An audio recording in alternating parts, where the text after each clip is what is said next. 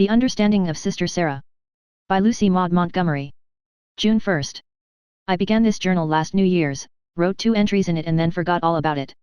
I came across it today in a rummage. Sara insists on my cleaning things out thoroughly every once in so long, and I'm going to keep it up. I feel the need of a confidant of some kind, even if it is only an inanimate journal. I have no other. And I cannot talk my thoughts over with Sara, she is so unsympathetic. Sara is a dear good soul and I love her as much as she will let me. I am also very grateful to her. She brought me up when our mother died. No doubt she had a hard time of it, poor dear, for I never was easily brought up, perversely preferring to come up in my own way. But Sara did her duty unflinchingly and, well, it's not for me to say that the result does her credit. But it really does, considering the material she had to work with. I'm a bundle of faults as it is, but I tremble to think what I would have been if there had been no Sara. Yes, I love Sara, and I'm grateful to her. But she doesn't understand me in the least. Perhaps it is because she is so much older than I am, but it doesn't seem to me that Sara could really ever have been young. She laughs at things I consider the most sacred and calls me a romantic girl, in a tone of humorous toleration. I am chilled and thrown back on myself, and the dreams and confidences I am bubbling over with have no outlet. Sara couldn't understand, she is so practical. When I go to her with some beautiful thought I have found in a book or poem she is quite likely to say, yes, yes, but I noticed this morning that the braid was loose on your skirt, Beatrice. Better go and sew it on before you forget again. A stitch in time saves 9. When I come home from a concert or lecture, yearning to talk over the divine music or the wonderful new ideas with her, she will say, yes, yes, but are you sure you didn't get your feet damp? Better go and change your stockings, my dear. An ounce of prevention is worth a pound of cure. So I have given up trying to talk things over with Sara. This old journal will be better. Last night Sara and I went to Mrs. Trent's musicale. I had to sing and I had the loveliest new gown for the occasion. At first Sara thought my old blue dress would do. She said we must economize this summer and told me I was entirely too extravagant in the matter of clothes. I cried about it after I went to bed. Sara looked at me very sharply the next morning without saying anything. In the afternoon she went uptown and bought some lovely pale yellow silk organdy. She made it up herself. Sara is a genius at dressmaking, and it was the prettiest gown at the musicale. Sara wore her old grey silk made over. Sara doesn't care anything about dress, but then she is 40. Walter Shirley was at the Trents. The Shirleys are a new family here, they moved to Atwater 2 months ago. Walter is the oldest son and has been at college in Marlborough all winter so that nobody here knew him until he came home a fortnight ago. He is very handsome and distinguished looking and everybody says he is so clever. He plays the violin just beautifully and has such a melting, sympathetic voice and the loveliest deep, dark, inscrutable eyes. I asked Sara when we came home if she didn't think he was splendid. He'd be a nice boy if he wasn't rather conceited, said Sara. After that it was impossible to say anything more about Mr. Shirley. I am glad he is going to be in Atwater all summer. We have so few really nice young men here, they go away just as soon as they grow up and those who stay are just the muffs. I wonder if I shall see Mr. Shirley soon again. June 30th. It does not seem possible that it is only a month since my last entry. It seems more like a year, a delightful year. I can't believe that I am the same Beatrice Mason who wrote then. And I am not, either. She was just a simple little girl, knowing nothing but romantic dreams. I feel that I am very much changed. Life seems so grand and high and beautiful. I want to be a true noble woman. Only such a woman could be worthy of, a fine, noble man.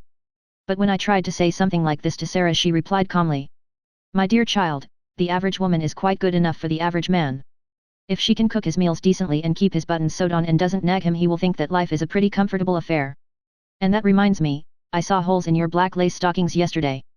Better go and darn them at once. Procrastination is the thief of time. Sara cannot understand.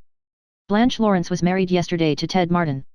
I thought it the most solemn and sacred thing I had ever listened to, the marriage ceremony, I mean.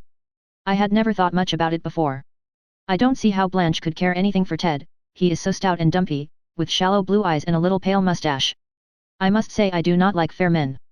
But there is no doubt that he and Blanche love each other devotedly and that fact sufficed to make the service very beautiful to me, those two people pledging each other to go through life together, meeting its storm and sunshine hand in hand, thinking joy the sweeter because they shared it, finding sorrow sacred because it came to them both. When Sara and I walked home from the church Sara said, well, considering the chances she has had, Blanche Lawrence hasn't done so well after all. Oh, Sara, I cried, she has married the man she loves and who loves her. What better is there to do? I thought it beautiful. They should have waited another year at least, said Sara severely.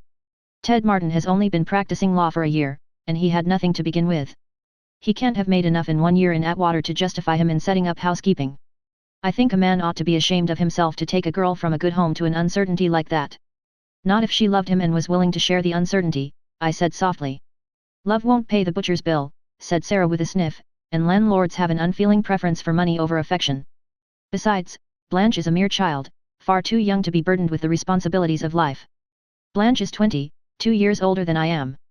But Sara talks as if I were a mere infant. July 30th. Oh, I am so happy. I wonder if there is another girl in the world as happy as I am tonight. No, of course there cannot be, because there is only one Walter. Walter and I are engaged. It happened last night when we were sitting out in the moonlight under the silver maple on the lawn. I cannot write down what he said, the words are too sacred and beautiful to be kept anywhere but in my own heart forever and ever as long as I live. And I don't remember just what I said. But we understood each other perfectly at last. Of course Sara had to do her best to spoil things. Just as Walter had taken my hand in his and bent forward with his splendid earnest eyes just burning into mine, and my heart was beating so furiously, Sara came to the front door and called out, Beatrice. Beatrice. Have you your rubbers on? And don't you think it is too damp out there for you in that heavy dew? Better come into the house, both of you. Walter has a cold now. Oh, we'll be in soon, Sara, I said impatiently. But we didn't go in for an hour, and when we did Sara was cross, and after Walter had gone she told me I was a very silly girl to be so reckless of my health and risk getting pneumonia loitering out in the dew with a sentimental boy. I had had some vague thoughts of telling Sara all about my new happiness, for it was so great I wanted to talk it over with somebody, but I couldn't after that. Oh, I wish I had a mother. She could understand. But Sara cannot. Walter and I have decided to keep our engagement a secret for a month, just our own beautiful secret unshared by anyone. Then before he goes back to college he is going to tell Sara and ask her consent. I don't think Sara will refuse it exactly. She really likes Walter very well. But I know she will be horrid and I just dread it. She will say I am too young and that a boy like Walter has no business to get engaged until he is through college and that we haven't known each other long enough to know anything about each other and that we are only a pair of romantic children. And after she has said all this and given a disapproving consent she will begin to train me up in the way a good housekeeper should go, and talk to me about table linen and the best way to manage a range and how to tell if a chicken is really a chicken or only an old hen. Oh, I know Sara. She will set the teeth of my spirit on edge a dozen times a day and rub all the bloom off my dear, only, little romance with her horrible practicalities. I know one must learn about those things of course and I do want to make Walter's home the best and dearest and most comfortable spot on earth for him and be the very best little wife and housekeeper I can be when the time comes. But I want to dream my dreams first and Sara will wake me up so early to realities. This is why we determined to keep 1 month sacred to ourselves. Walter will graduate next spring, he is to be a doctor, and then he intends to settle down in Atwater and work up a practice. I am sure he will succeed for everyone likes him so much. But we are to be married as soon as he is through college because he has a little money of his own, enough to set up housekeeping in a modest way with care and economy. I know Sara will talk about risk and waiting and all that just as she did in Ted Martin's case. But then Sara does not understand. Oh, I am so happy. It almost frightens me, I don't see how anything so wonderful can last. But it will last, for nothing can ever separate Walter and me, and as long as we are together and love each other this great happiness will be mine. Oh, I want to be so good and noble for his sake. I want to make life one grand sweet song. I have gone about the house today feeling like a woman consecrated and set apart from other women by Walter's love. Nothing could spoil it, not even when Sara scolded me for letting the preserves burn in the kettle because I forgot to stir them while I was planning out our life together. Sara said she really did not know what would happen to me someday if I was so careless and forgetful. But then, Sara does not understand. August 20th. It is all over. Life is ended for me and I do not know how I can face the desolate future. Walter and I have quarreled and our engagement is broken. He is gone and my heart is breaking. I hardly know how it began. I'm sure I never meant to flirt with Jack Ray. I never did flirt with him either, in spite of Walter's unmanly accusations. But Walter has been jealous of Jack all summer, although he knew perfectly well he needn't be, and 2 nights ago at the Morley dance poor Jack seemed so dull and unhappy that I tried to cheer him up a little and be kind to him. I danced with him 3 times and sat out another dance just to talk with him in a real sisterly fashion. But Walter was furious and last night when he came up he said horrid things, things no girl of any spirit could endure, and things he could never have said to me if he had really cared one bit for me. We had a frightful quarrel and when I saw plainly that Walter no longer loved me I told him that he was free and that I never wanted to see him again and that I hated him. He glared at me and said that I should have my wish, I never should see him again and he hoped he would never again meet such a faithless, fickle girl. Then he went away and slammed the front door. I cried all night, but today I went about the house singing. I would not for the world let other people know how Walter has treated me. I will hide my broken heart under a smiling face bravely. But, oh, I am so miserable. Just as soon as I am old enough I mean to go away and be a trained nurse. There is nothing else left in life for me. Sara does not suspect that anything is wrong and I am so thankful she does not. She would not understand. September 6th. Today I read this journal over and thought I would burn it, it is so silly.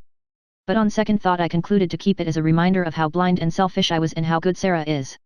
For I am happy again and everything is all right, thanks to Sara.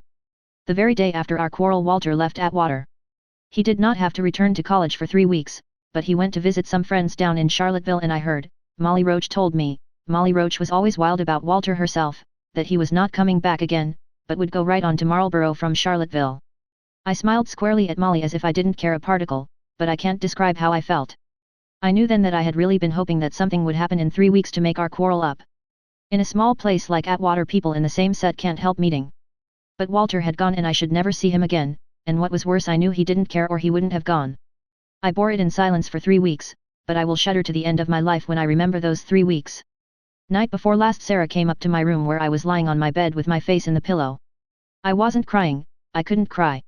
There was just a dreadful dull ache in everything. Sara sat down on the rocker in front of the window and the sunset light came in behind her and made a sort of nimbus round her head, like a motherly saint in a cathedral. Beatrice, she said gently, I want to know what the trouble is. You can't hide it from me that something is wrong. I've noticed it for some time.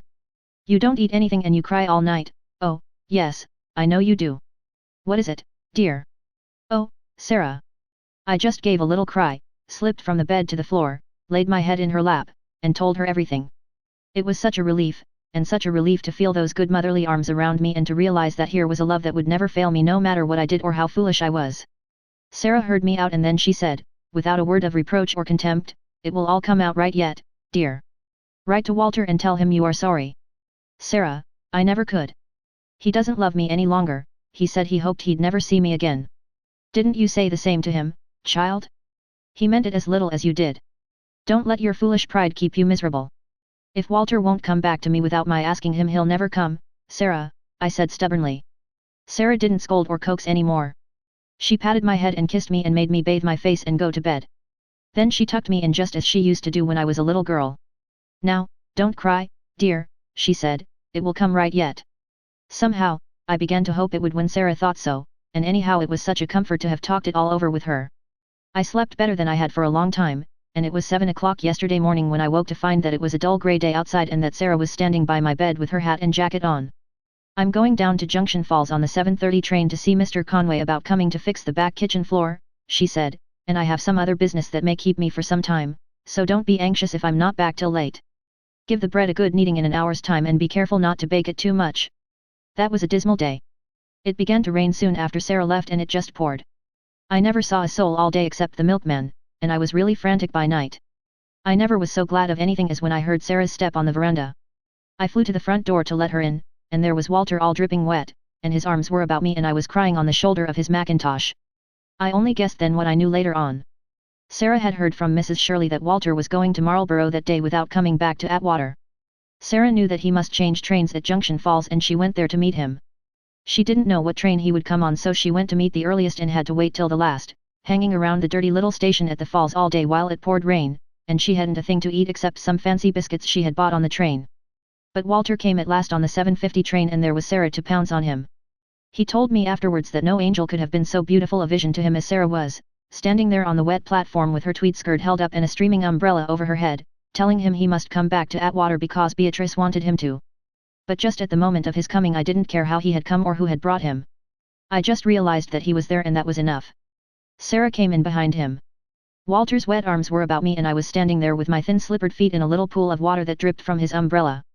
But Sara never said a word about colds and dampness. She just smiled, went on into the sitting room, and shut the door. Sara understood.